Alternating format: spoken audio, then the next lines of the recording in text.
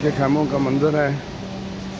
ये देखें, यहाँ पे थोड़ा सा प्रॉब्लम है, कुछ लोगों के एसी काम नहीं कर रहे, जैसे कि हमारे वाले खैमे का भी एसी काम नहीं कर रहा। तो माशाल्लाह गर्मी जो है वो बता रही है कि यहाँ गर्मी है।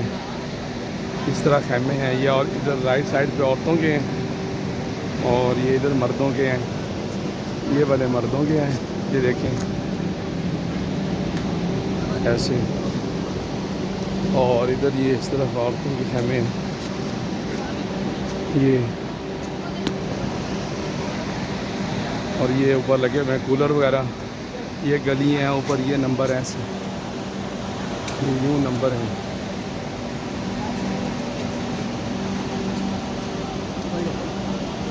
तो हर जगह पे वैसे चीज़ों का तो उन्होंने बड़ा इंतज़ाम किया हुआ है, लेकिन अब कहाँ कहीं कहीं पे सिस्टम जो है वो ख़राब भी हो जाता है, तो चीज़ें मतलब बर्दाश्त करना ही पड़ती हैं। ये खाने पीने की जगह, ये पानी के हर जगह पे काउंटर बने हुए हैं ऐसे।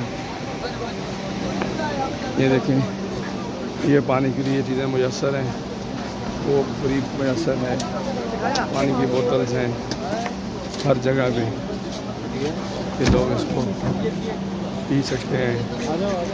ये एरिया है, ये देखें माशाल्लाह।